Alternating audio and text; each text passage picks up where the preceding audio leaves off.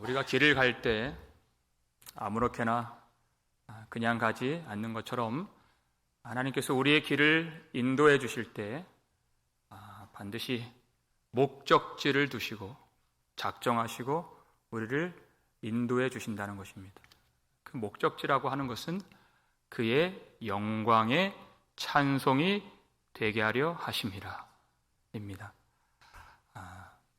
그저 우리가 찬송을 부르는 사람으로만 만드시는 것이 아니라 찬송이 되게 하시는, 찬송 그 자체가 되게 하시는 하나님의 계획이고 하나님의 인도하심인 것입니다. 그러면 찬송을 부르는 사람과 찬송의 존재가, 찬송 그 자체가 무엇이 다른가? 이스라엘 백성들이 애굽에서 나올 때 그들을 추격해오는 바로의 수많은 병거를 보면서 심히 두려워했다 했습니다. 그런데 그 홍해 앞에 진을 칠 때 하나님이 그 백성들에게 하신 말씀이 있습니다. 출애굽기 14장 4절 말씀을 보시면 읽겠습니다. 내가 바로의 마음을 완악하게 한즉 바로가 그들의 뒤를 따르리니 내가 그와 그의 온 군대로 말미암아 영광을 얻어 애굽 사람들이 나를 여호와인 줄 알게 하리라 하시매 무리가 그대로 행하니라. 아멘.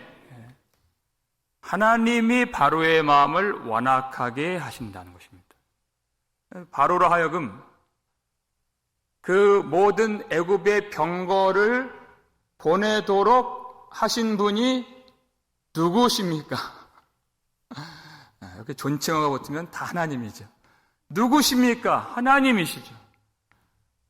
하나님이 병거를 보내게 만드신 주체가 되신다는 것입니다. 그러니까 애굽의 병거란 이스라엘 백성들을 죽이는 데 쓰여지는 것이 아니라 오로지 하나님의 영광을 나타내시고 하나님의 영광을 알게 하신 일에만 사용되는 병거라는 것입니다. 그 말을 듣고 그대로 행하니라. 이 백성들이 들었단 말이에요, 이것을. 그리고 담대하게, 들을 때는 아멘 하고 담대하게 나아갔다 그랬습니다. 근데 진짜 말씀대로 병거가 왔습니다. 그랬더니 심히 두려워하게 된 것입니다. 여러분, 그 두려움이 있을 때는 제발 입을 꼭 다물어야 됩니다. 이 백성들이 뭐라고 했습니까? 애굽에는 매장지가 없어서 여기까지 이끌어 우리를 죽게 하느냐? 우리를 내버려 두라. 애굽 사람을 섬기는 것이 이 광야에서 죽는 것보다 나으니라. 그랬습니다. 지금 이 자리가 하나님의 영광이 나타날 자리라고 말씀해 주셨는데 그걸 들어도 깨닫지를 못합니다. 그러니까 모세가 너희는 두려워하지 말고 가만히 서서 오늘 여호와께서 너희를 위하여 행하시는 구원을 보라 하십니다. 하나님이 고작 병거에게 깔려 죽으라고 여기까지 인도해 주셨겠습니까? 바닷물에 빠져 죽으라고 여러분들을 애굽에서 빼내어 주셨겠습니까? 그렇지 않습니다. 오늘 우리를 위하여, 여러분을 위하여 행하시는 하나님의 구원을 보십시오. 하나님의 구원을 보라. 아니나 다를까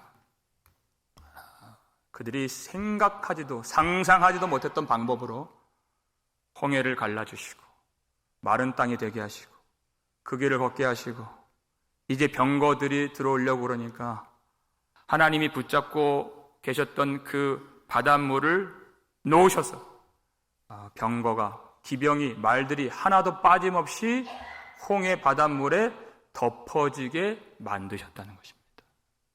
하나님의 영광을 보았죠. 정말 그 병거들은 하나도 이스라엘 백성들을 죽일 수가 없었고 오로지 하나님의 영광을 드러내는 데에만 사용되었던 것입니다. 그들이 영광을 보니까 하나님을 찬송할 수밖에 없는 것입니다. 여호와는 나의 힘이요 노래시며 나의 구원이시로다. 온 백성이 다 함께 나와서 찬양했습니다. 그리고 사흘길을 지나갔습니다.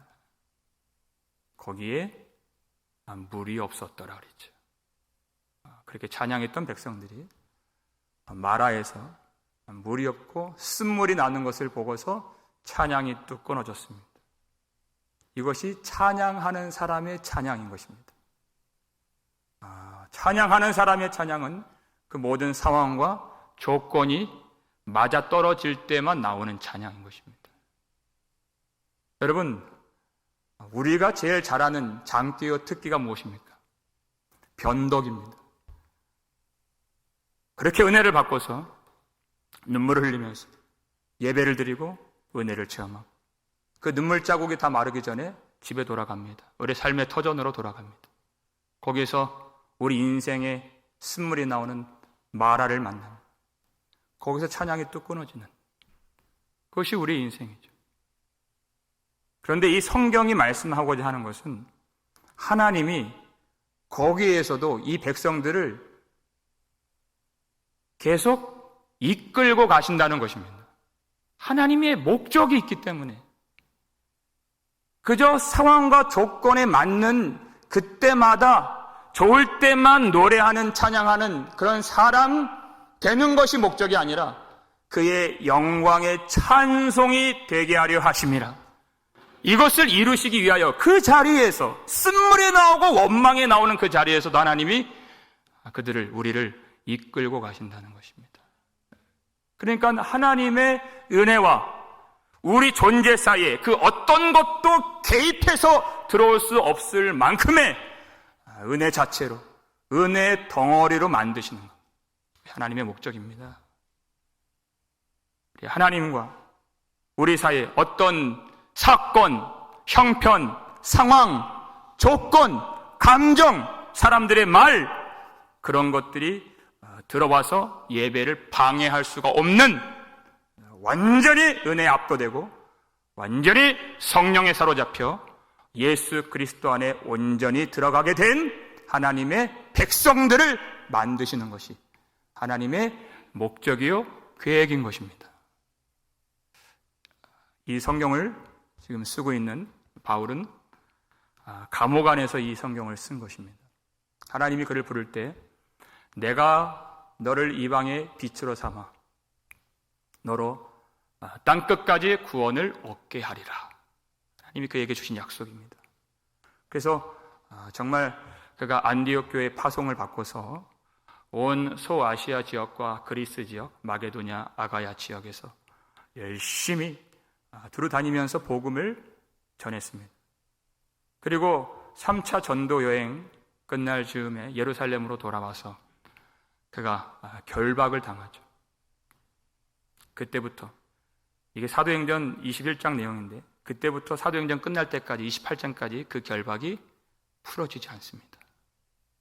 죄인의 신분으로 옥에 갇히면서 신문을 당하고 재판을 받는 자리에서 그렇게 존재하는 것입니다. 우리는 하나님 지금보다 더 형편이 좋아지면 상황이 좋아지면 그때 가서 열심히 하겠습니다. 이러한 기도가 있고 소원이 있는데 바울이 깨달은 것은 자신의 조건과 형편과 상관없이 하나님이 영광스러운 목적대로 하나님이 일하시고 자기가 결박되고 옥에 갇히는 그것이 자신을 열방을 구원하시는 하나님의 택한 그릇의 사명을 감당하는 하나님의 방법인 줄을 깨닫게 되었다는 것입니다. 그것이 빌립보서 1장 12절 말씀이죠. 읽겠습니다. 형제들아, 내가 당한 일이 도리어 복음 전파에 진전이 된 줄을 너희가 알기를 원하노라. 아멘. 빌립보서 이 말씀도 감옥에서 쓴 옥중서신입니다. 내가 당한 일, 수많은 박해를 받고 감옥에 갇히고 수도 없이 매를 맞고 죽을 위기에 처하고 수없이 굶고 춥고 굶주렸던 그 어려운 처지를 말하는 것입니다. 그 어려운 처지에서 도리어 이것이 복음 전파의 진전이 된 줄을 너희가 알기를 원하노라. 도리어라는 말. 사람의 생각을 뛰어넘는 하나님의 방법, 하나님의 일하심이 도리어 이 단어에 들어있는 것입니다. 우리 생각에는 두루 다니면서 복음을 전하는 사도라면 자유로운 신분이 있어야 되고 건강이 있어야 되고 또 그의 말을 들을 수 있게끔 하는 권력과 힘이 있어야 될 것처럼 생각이 들지만 그는 자유로운 신분이 없었습니다. 그때부터 옥에 갇히고 죄인의 신분으로 살아야 했고 육체의 가시라고 하는 사탄의 사자라고 하는 심각한 질병을 그도 갖고 있었고 그는 사람이 보기에 아무것도 아닌 자랑할 것이 없는 무력한 힘이 없는 그런 사람이었습니다. 그러나 그것을 통해서 도리어 하나님이 일하셔서 하나님의 영광을 나타나게 하셨다는 것입니다. 형제들이 빌립보 교회가 그것을 알기를 간절히 원하고 있습니다. 왜냐하면 이제 막 예수를 믿게 된 빌립보 교회가 하나님이 불러주신 예수 그리스도의 사도가 이렇게 감옥에 갇히고 순교의 위기 가운데 처한다면 주 예수 그리스도에 대한 의심이 생길 수가 있고 복음에 대한 회의감이 생길 수 있기 때문에 그렇지 않습니다. 이것은 주님의 나라가 패배하는 길로 가는 것이 아니라 주님의 나라가 승리하는 길로 전진하는 것이고 복음이 진전되는 일인 것입니다. 여러분이 그것을 알기를 원합니다. 정말 그의 매임이, 옥의 갇힘이 무엇을 만들었습니까? 그가 시위대 로마 감옥에 갇혔을 때 그가 들어가면 시위대 병사들이 넌 무엇 때문에 여기 왔느냐? 그러면은 그가 나는 예수 그리스도로 말미암아 여기에 왔습니다. 그렇게 해서 복음을 전하게 된 것입니다. 그럼 돌아가면서 교대를 하는데 밤 근무자가 와서 너는 무엇 때문에 여기 왔느냐? 나는 예수로 말미암아 여기 왔습니다. 거기서 복음을 전해요. 겉으로 볼 때는 시위대 감옥인데 사실상 거긴 전도 집회고 그만한 부흥회의 장소도 없는 것입니다. 거기서 로마 황제를 주로 삼고 있는 많은 병사들이 이제는 주 예수 그리스도를 믿고 충성을 다짐하는 변화의 회개의 역사가 그 시위대 안팎에서 많이 일어났기 때문에 바울이 담대하게 그것을 알기를 원한다고 했던 것입니다. 더불어서 그것만이 아니라 바울이 거기에 갇혀 있었기 때문에 감옥 밖에 있는 형제들이 그를 보면서 불꽃 같은 열정으로 더 열심으로 복음을 전하게 되었다는 것입니다. 로마 황제의 권력이 바울을 감옥에 가두었습니다. 그런데 로마 황제의 권력이 만들어내는 것이 결국에는 전파되는 것은 그리스도니 이로써 내가 기뻐하고 또한 기뻐하노라. 로마 황제가 복음을 막으려고 아무리 애를 써도 예수 그리스도의 복음의 영광은 전파되더라 하는 것입니다. 우리의 어떤 상황과 어떤 조건, 우리의 실패라고 생각하는 길의 막힘이라고 생각하는 그것을 통하여 하나님은 묵묵히 역사를 주관하시고 당신의 일을 묵묵히 지금도 이루고 계신다는 것입니다. 세상 그 권력이 어떤 권세가 하나님의 계획을 막을 수가 있겠습니까? 이 세상의 통치자라고 하는 것은, 권력자라고 하는 것은 자신의 계획을 가지고 일하는 그 사람들이 하는 일이 결국에는 하나님의 영광을 나타내는 것밖에 아무것도 할 수가 없다라는 것입니다. 로마의 그 권력자, 그 총독 빌라도, 그리고 유대의 모든 권력자들, 종교 지도자들이 그들의 힘을 합해서 머리를 합쳐서 예수 그리스도를 십자가에 못 박았습니다. 누구를 묶어둘 수 있으며 누구를 사망에 매이게 할 수 있겠습니까? 그것을 통하여, 그 십자가를 통하여 하나님이 만세 전부터 계획하신 모든 구원의 뜻을 이루셨고 하나님의 영광만 나타내도록 역사해 주신 것입니다. 그 계획을 아무도 막지 못하고 하나님의 뜻을 방해할 어떤 권세도 존재하지 않는다는 것입니다. 그 하나님의 계획이 무엇입니까? 우리를 그의 영광의 찬송이 되게 하려 하심이라. 그 계획입니다. 그 영광의 찬송이 되는 것이 무엇인가 조금 더 설명해 주는 말씀이 에베소서 1장 6절 말씀입니다. 성경책을 보시면서 함께 읽겠습니다. 6절 말씀. 이는 그가 사랑하시는 자 안에서 우리에게 거저 주시는 바 그의 은혜의 영광을 찬송하게 하려는 것이라. 아멘. 그의 은혜의 영광을 찬송하는 것. 은혜의 영광입니다. 여러분, 하나님의 구원의 계획을 가장 회방하고 가로막는 권세란 무엇입니까? 그것은 죄의 권세인 것입니다.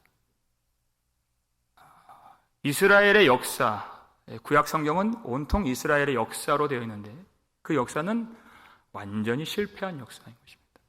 그들이 무력하고 무능하고 무지한 그것만 보여주는 역사임에도 불구하고 하나님은 계속하시죠. 하나님은 그들을 계속 끌고 가십니다. 인도하십니다. 약속하십니다. 보라, 처녀가 잉태하여 아들을 낳을 것이요 그의 이름을 예수라 하라. 이것이 하나님의 약속이고 실패한 백성들을 인도하시는 내용인 것입니다. 말씀을 주신다는 것입니다. 그 예수가 무엇을 이루셨습니까? 바로 그 밑에 7절 말씀 함께 읽겠습니다. 우리는 그리스도 안에서 그의 은혜의 풍성함을 따라 그의 피로 말미암아 속량 곧 죄사함을 받았느니라. 아멘. 하나님이 이것을 약속해 주셨습니다. 하나님의 아들 예수를, 하나님의 종 예수를 고난받게 하시고 십자가에서, 나무에서 찔림받고 율법에 의하여 죽임을 당하게 만들어 주셔서 우리의 모든 저주와 심판을 담당케 하셔서 예수를 믿는 우리 모두가 예수 안에서 속량과 죄사함을 받도록, 하나님의 자녀가 되도록 하나님이 그 모든 일들을 약속하셨고 그리고 이루어 주신 것입니다. 여러분, 예수 안에서 그렇다면 죄가 하는 일이 무엇입니까? 예수 안에서 속량 곧 죄사함을 받은 우리에게 죄란 무엇입니까?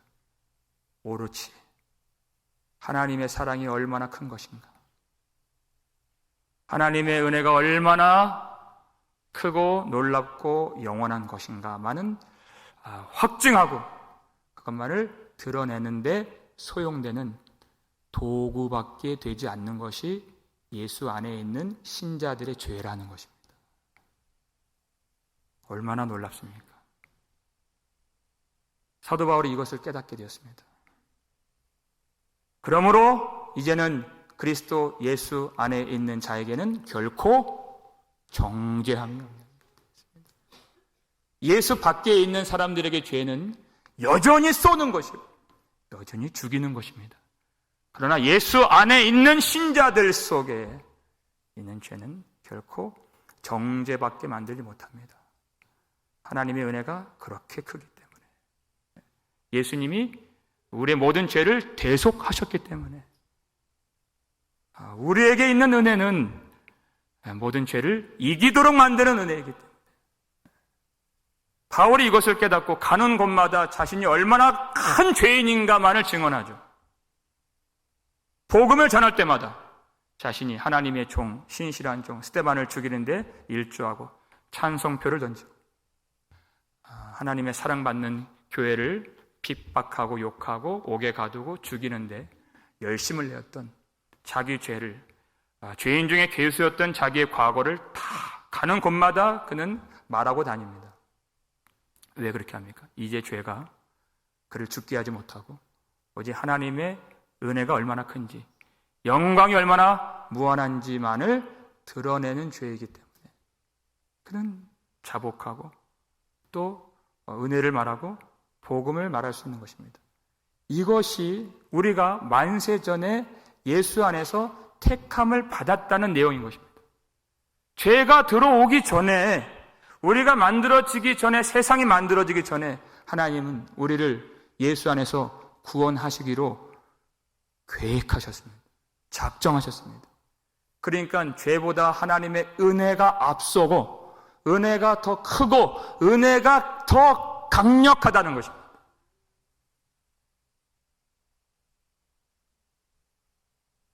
그러니까 죄가 더한 곳에 은혜가 더욱 넘쳤나니 로마서 5장 20절은 이렇게 말씀해주고 있습니다.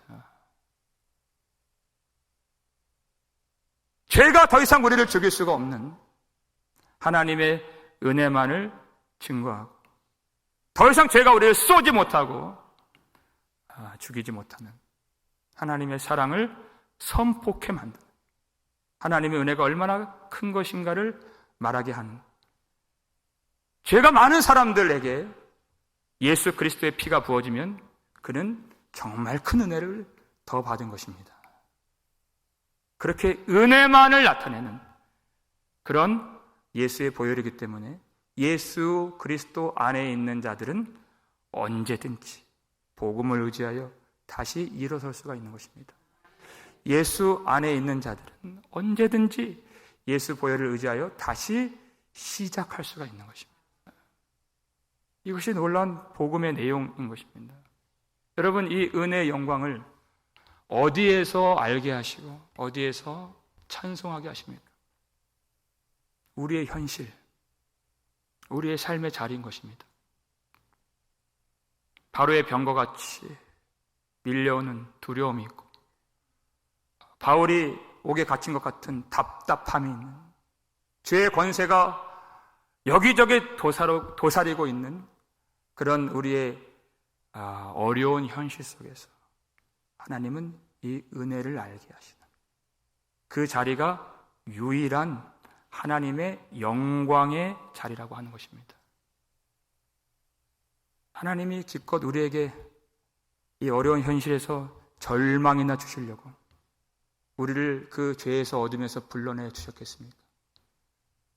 우리에게 낙담이나 주시려고 그의 아들을 십자가에 못 박도록 내어주셨겠습니까? 그렇지 않습니다.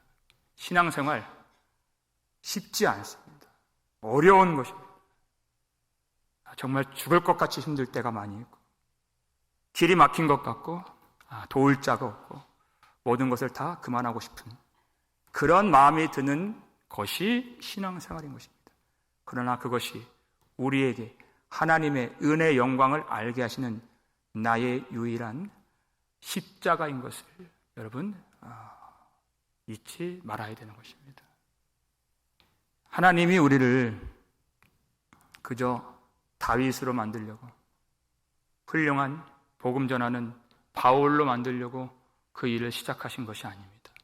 하나님의 아들 예수 그리스도, 예수 그리스도로 충만케 채우시고 예수 그리스도로 오늘도 자라게 해 주시려고 하나님은 이 일을 계획하시고 시작하신 하나님이십니다. 우리는 지금도 만족스럽지가 않습니다. 왜? 예수 그리스도까지 자라야 할 우리이기 때문에 그렇습니다. 우리가 자라지 못하는 것이 부끄럽고 한탄스럽고 무력하고 연약하는 그런 것들을 날마다 느끼지만 조금 더 나아지면 하나님 그때는 잘하겠습니다 하는 마음이 있지만 하나님은 우리의 상태, 우리의 조건, 우리의 형편 그것으로 일하지 아니하시는 하나님. 하나님이 지금도 홀로 하나님의 목적과 뜻을 이루어 가시는 하나님이신 것을 믿으시길 바랍니다. 하나님이 여러분을 지금 그 자리에 두신 것은 결코 실수로 두신 것이 아닙니다. 정확하게 두신 것입니다. 만세 전에 그것까지 다 계획하셔서 지금 이 자리에 우리를 두신 것입니다. 예수님이 내 아버지여 만일 할만하시거든 이 잔을 내게서 지나가게 하옵소서. 하나님은 그것을 허락하지 않으셨습니다. 조금 더 가면 그 다음 날에 십자가에서 못 박히면 그때 하나님의 아들의 영광이 부어질 것이기 때문에 하나님이 그 자리로 우리를 끌고 가신다는 것입니다. 하나님의 아들의 자리. 그래서 우리 인생이 예수님이 걸으셨던 갈보리 언덕 올라가는 것 같이 힘에 부치고 숨이 막히는 그런 순간들이 많이 있는 것입니다. 그러나 그것이 하나님이 우리에게 주신 예수 그리스도 안에 우리를 넣어주시기 위한 가장 아름답고 복스럽고 좋은 길임을 믿으시길 바랍니다. 걱정하지 말라는 것입니다. 하나님의 계획을 누가 방해할 수가 있습니까? 그의 영광의 찬송이 되게 하시는 그 뜻을 누가 막을 수가 있겠습니까?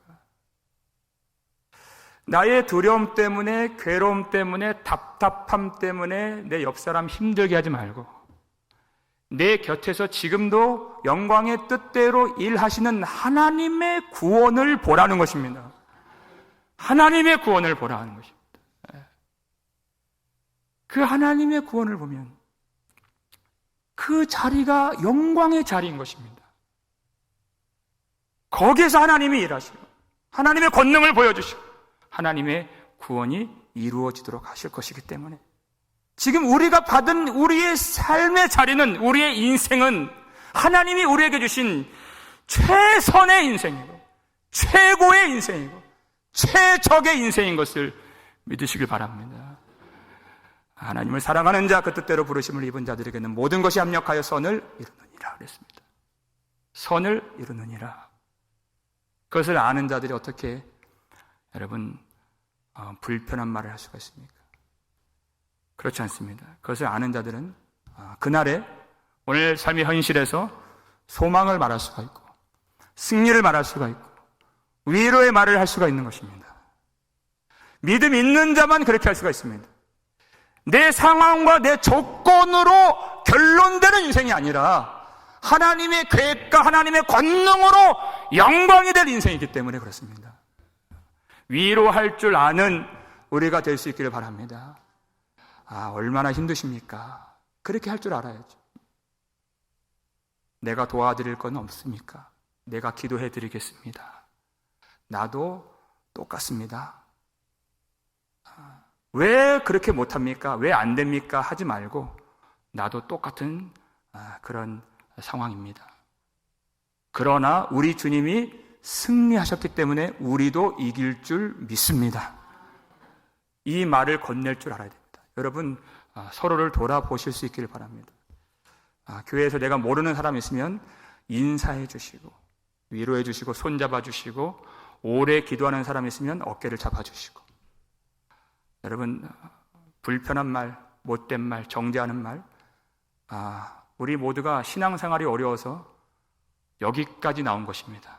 정말 갈 데가 없어서 여기까지 나온 것입니다. 그런 분들을 한번 안아줄 수 있는 위로할 수 있는 그런 진짜 믿음이 발휘되는 우리 교회가 될 수 있기를 주의 이름으로 축원합니다. 주님이 하시기 때문에 그렇습니다. 주님이 이루시는 그 목적지가 있기 때문에 우리가 그것을 믿기 때문에 할 수 있는 위로인 것입니다. 우리의 모든 것들이 심지어 우리의 죄악까지 하나님의 영광의 찬송이 되게 만들어 주실 것이기 때문에 하나님이 우리를 어디로 이끌어 갈 것인가 그것을 바라보면서 그의 영광의 찬송이 되게 하려 하심이라. 그 일은 절대 뒤집어질 일이 없고 변하지 않고 반드시 이루어질 하나님의 능력의 역사임을 믿으시길 바랍니다. 우리의 지금 삶의 자리에서 실패하고 낙심하고 한숨 짓고 찬양이 당장 나오지 않고 절망하는 그것까지 하나도 버리지 않고서 영광의 찬송이 되도록 하나님이 사용하시는 그런 오늘의 삶 속에서 예수 그리스도 십자가를 바라보면서 우리를 영광의 찬송으로 만들어 주실 그 하나님의 구원을 바라보면서 오늘도 기쁨으로 용기를 내어 힘을 내어 오늘부터 영원토록 그 하나님의 은혜와 영광을 찬송하는 저와 여러분 되시기를 주의 이름으로 축원합니다.